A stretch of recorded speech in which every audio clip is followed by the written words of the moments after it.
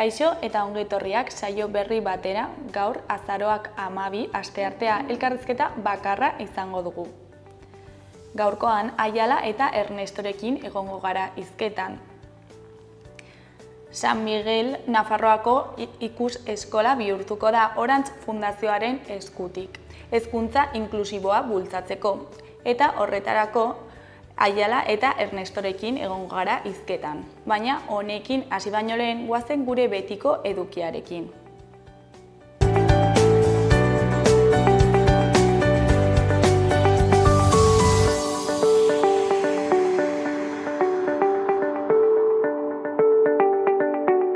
Goazen orain gaurko efemeridiekin. Gaurko egun batean, 1962an, Ziak Kuban zuen arduradun nagusia atxilotu zuten, Matajambreko mehatzeetan lehergailuak jarri asmoz zebilela.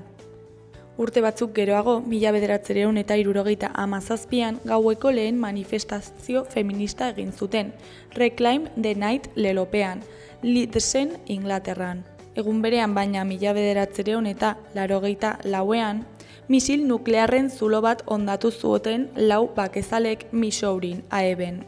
Eta bukatzeko 2013an, Epsilon automobilgintza enpresak iruzur egin zuela frogatu zuen.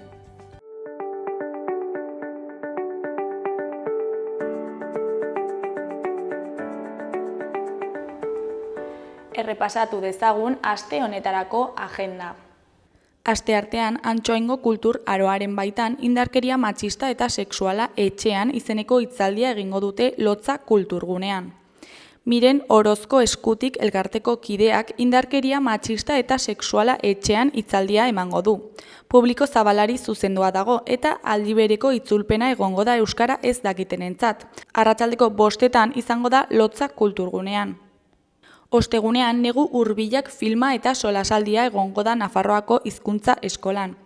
Negu Hurbilak filmaren emanaldi eta solasaldia antolatu du Karrikirik Nafarroako hizkuntza eskolako areto nagusian.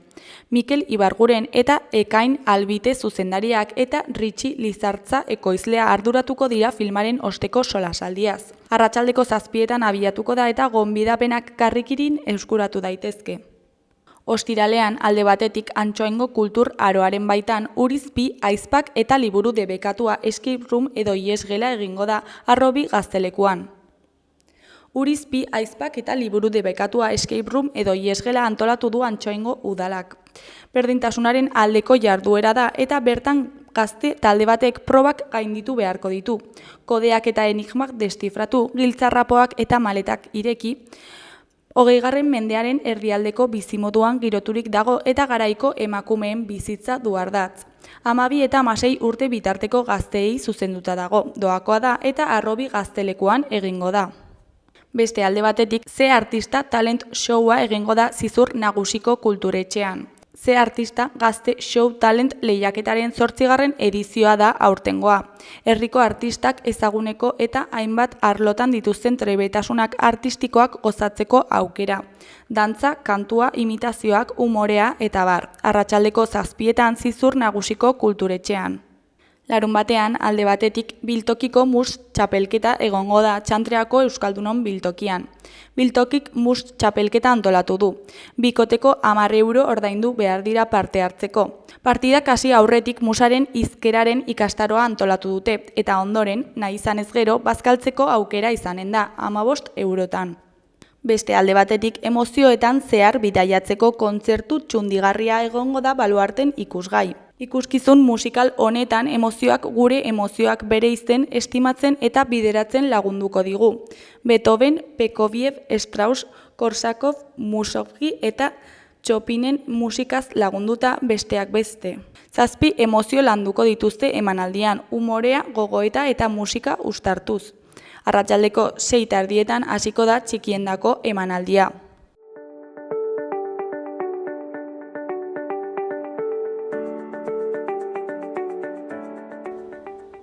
Ikus dezagun gaurko egunkarien azalek zer dioten. Diario de Noticiasen titular nagusian, Nafarroa enpresa sorreren kopururik handienera iritsi da 2019tik. urtarriletik irailera 761 konpainia eratu dira, doela 5 urte baino 125 gehiago. Harpidetutako batez besteko kapitala 57.000 euro ingurukoa da. Zaintzak eta eraikuntza bezalako sektoreak gehien hazten direnak. Argazki nagusian pertsona bat Katarroja industrialdeko kale batetik dabil, eta oraindik ezin izan dituzte hondakinak kendu. Titularrean Valentziako presidenteak erabaki politikoak laster hartuko dituela iragarri du. Gobernu zentralak 3.765 milioi euroko laguntzak onartu ditu. Erdiko berrian arreta goiztiarreko zerbitzuak 0-3 urte bitarteko 1.505 adingabe tratatzen ditu.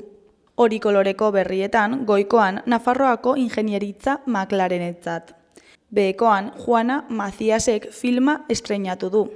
Eskuineko berrietan alde batetik Iruñak 38 milioi inbertituko ditu auzoak hobetzeko. Beste alde batetik hezkuntzako sindikatuen ustez Jimenoren proposamena ez da nahikoa. Jarraian Errejonen aurkako auzia eten da, salatzailearen abukatuari baja emateagatik. Diario de Navarraren titular nagusian, Nafarroako 10 oposiziogiletik 7 antxietatea eta estresa sentitzen dute azterketan pentsatzean.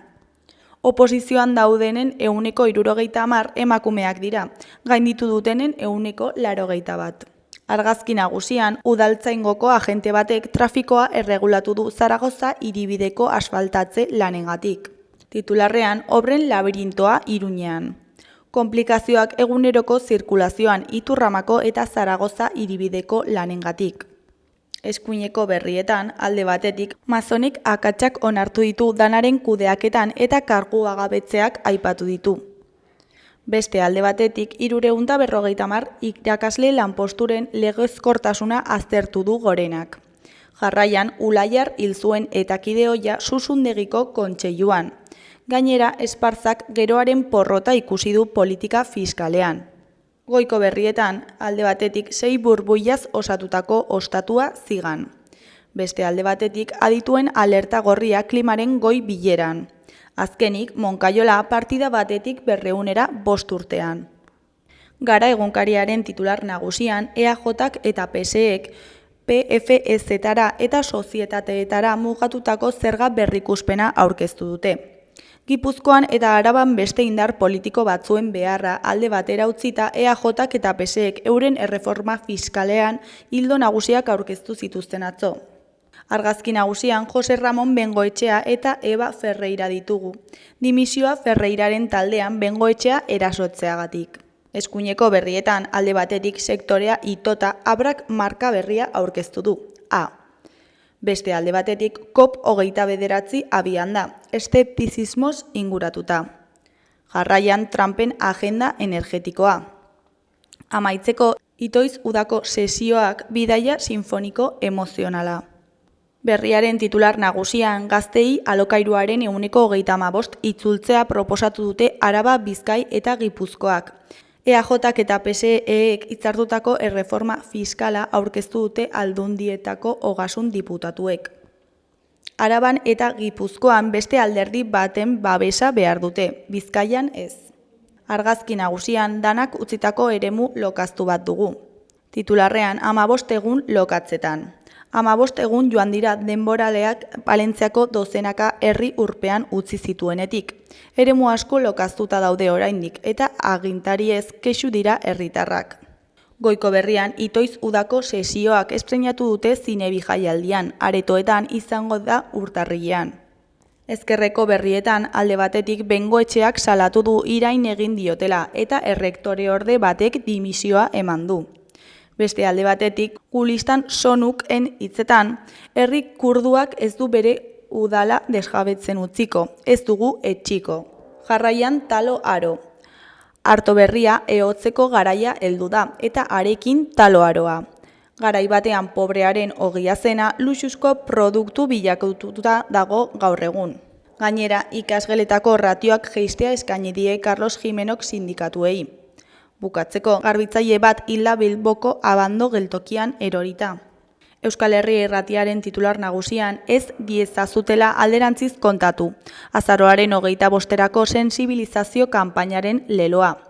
Emakumeenganako indarkeriaren kontrako nazioarteko eguna da azaroaren 25. Sentsibilizazio kanpaina aurkeztu du Nafarroako gobernuak nabarmenduz genero indarkeriarik existitzen ez dela esatea ere indarkeria mota bat dela. Eskuineko berrietan, goikoan Lab sindikatuko Gaizka Uharteren hitzetan, susundegi transformaziorako apostua egin daiteke. Susundegiren egoera latza da. Igandean kalera atera ziren langileak zenbait herritarren babesarekin protesta egitera. Itxierari aurre eginen dion soluzio bideak badaudela sinetsirik daude. 2013an egin ez zen transformazioa iritsi daiteke orain, esan du Gaizka Uharte Lab sindikatuko sakanako ordezkariak.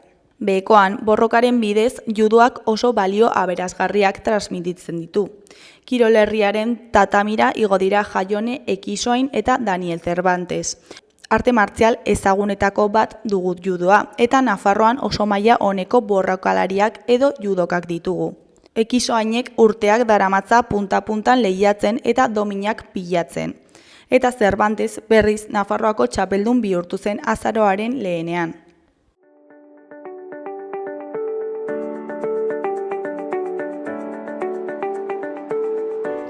Gaurko eta biharko eguraldia ikusiko dugu.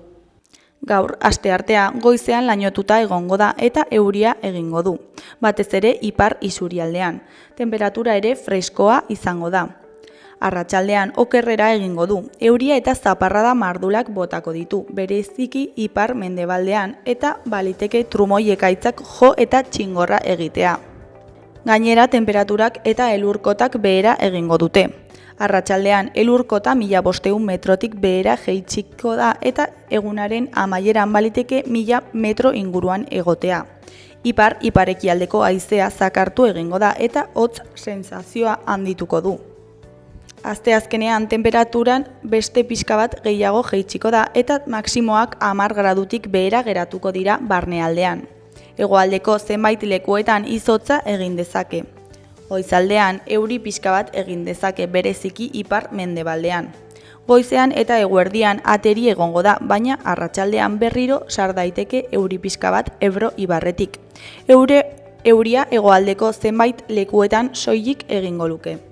Iparraldeko eta ipar-ekialdeko haize fina ibiliko da, baliteke asteko egunik hotzena izatea.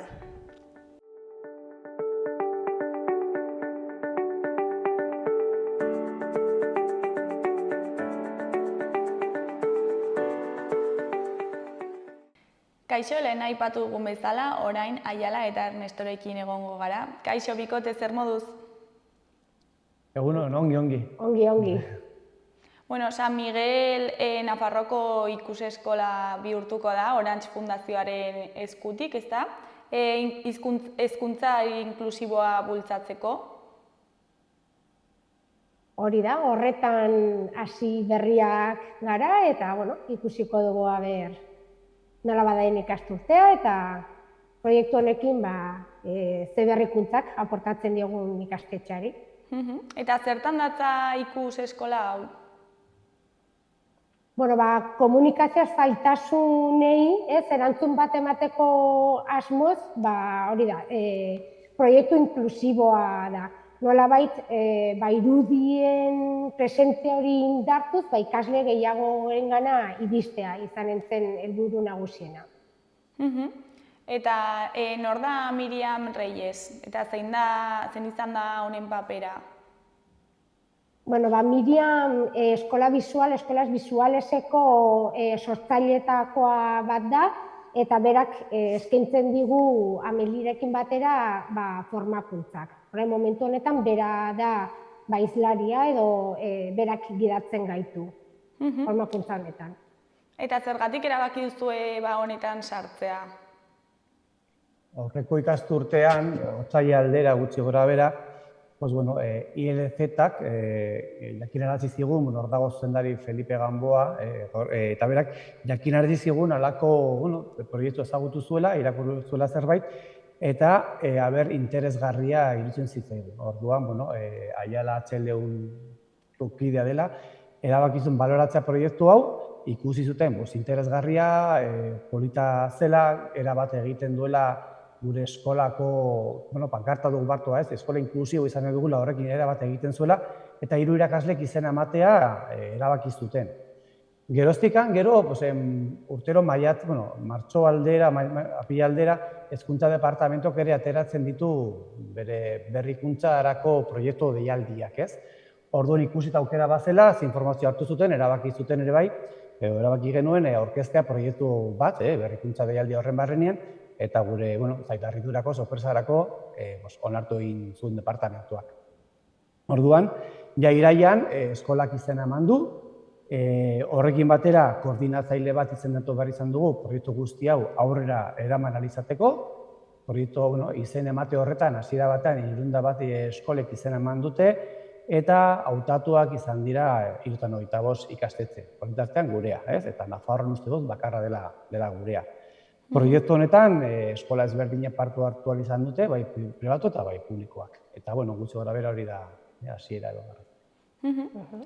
Eta zeintzuk dira identifikatu zen dituzten beharrak edo hutsuneak?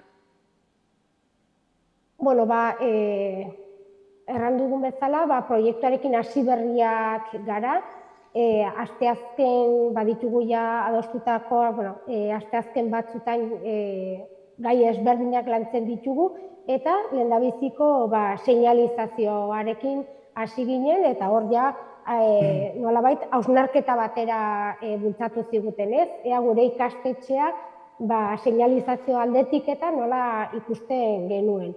Orduan, ja segidan konturatu ginen, nahiz eta hainbat espazio identifikatuak izan, orokorrean hutsune bat genula aspektu horretan ez. Gure ikastetxean, 2 ikastetxe desberdin edo bereizten dira, alde batetiken aurre eta lehen hezkuntza dugu, eta beste aldetik DBH.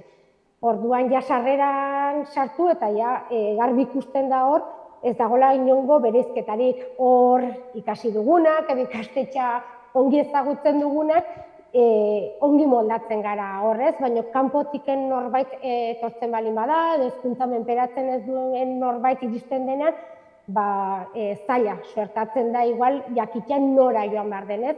Honen arira ere bai galdetegi bat bidali genien gurasoei, ea nola ikusten zuten beraiek, eta denetarik izan da ez, batzuk baietz ongi seinalizatua dagoela erantzun dute, baina nik uste dut bertako jendia dela, eskola ongi ezagutzen duena, baina beste batzuk, eta bertako jendia dena ere bai, erantzun du, beraien seme alaben bila etortzen direnean, ez tekitela nora joan barra diren, norekin solastu beharra duten, ez, pixkot hutsune bat dugula aspektu horretan.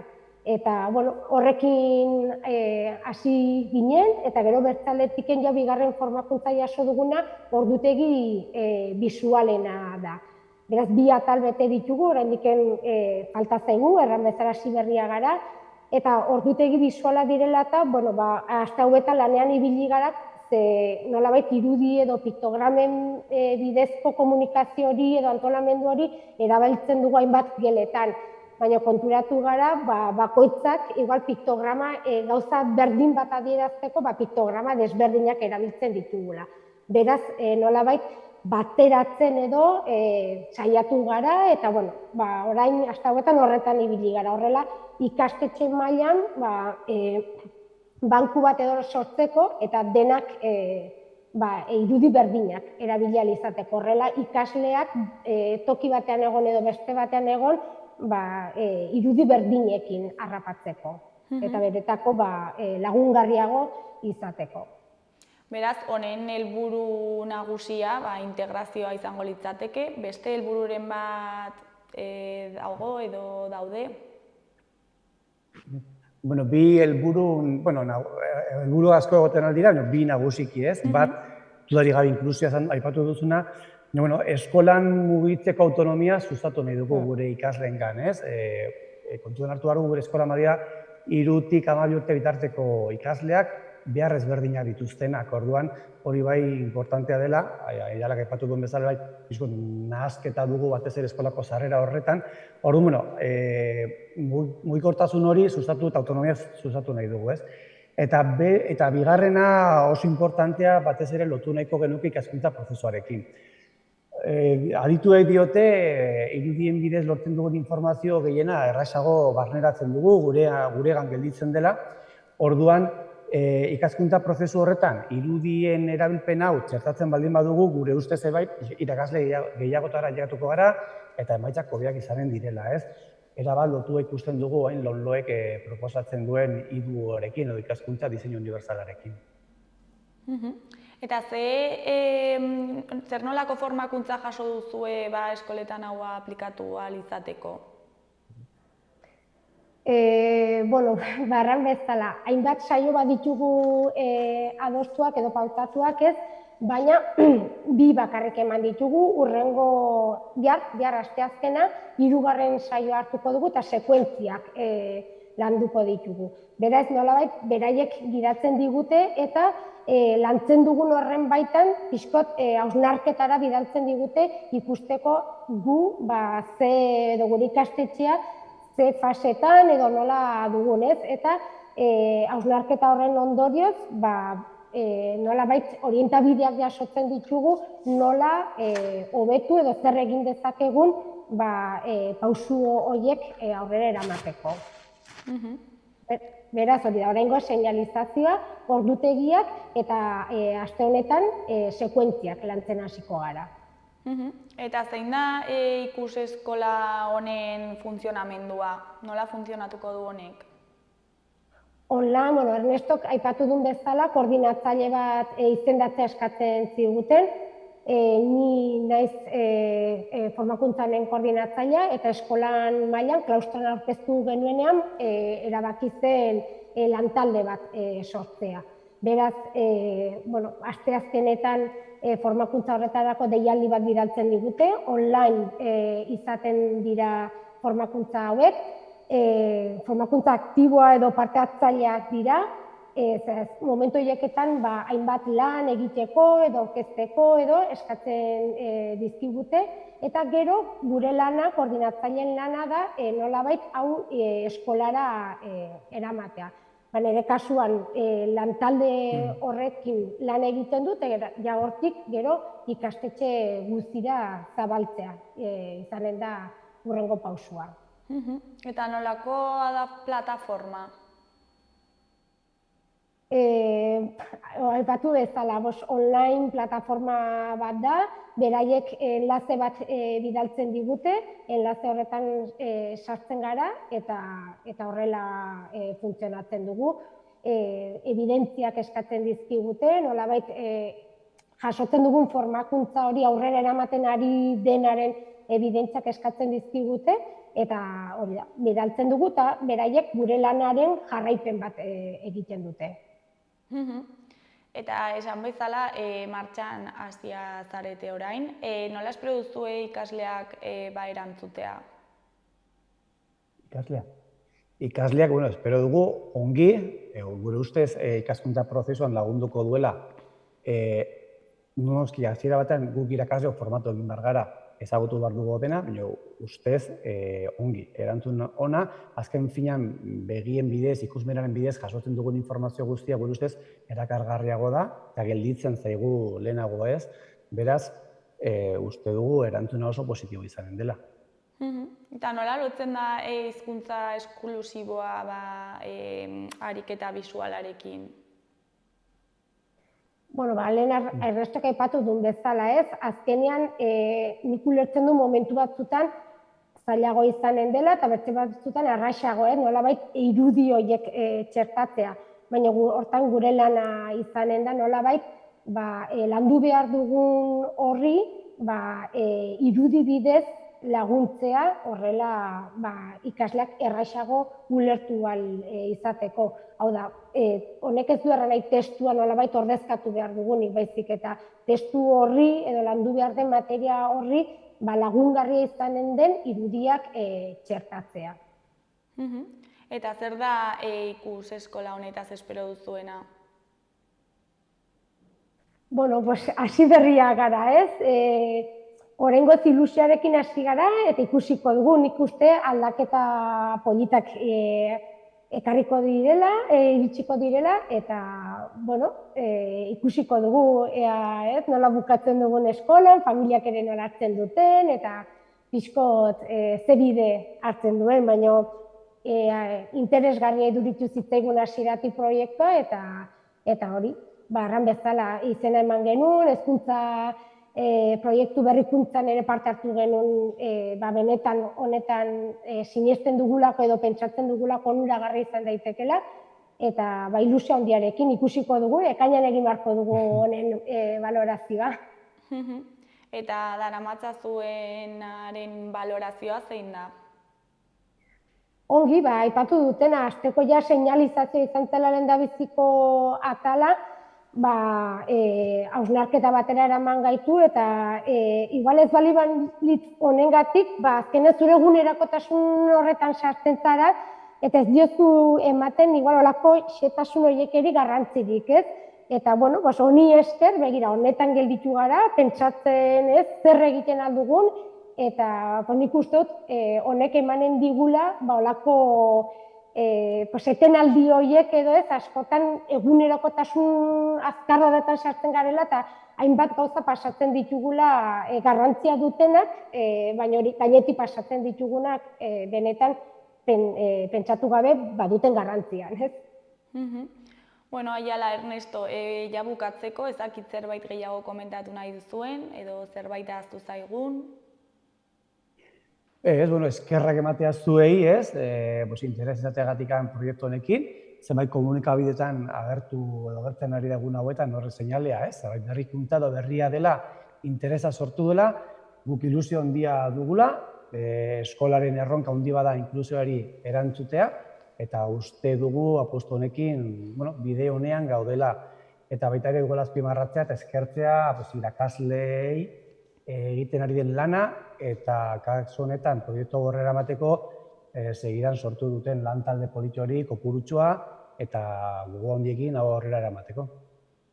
Hori da, azkenean gero eta anitzagoak dire gure ikastetxeak, eta olako aniztasun horreri erantzun beharrean ere suertatzen gara, ez? Orduan, esperantzakin olako formakuntzak lagunduko digutela aniztasun horreri ahalik eta hobekien erantzuten.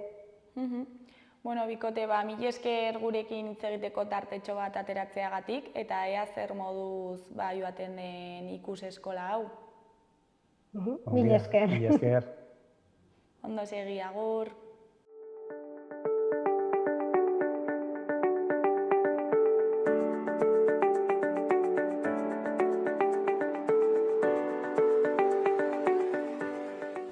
Gaurkoz hau izan da dena, bihar itzuliko gara eduki eta elkarrizketa berriekin. Ondo bukatu eguna, agur!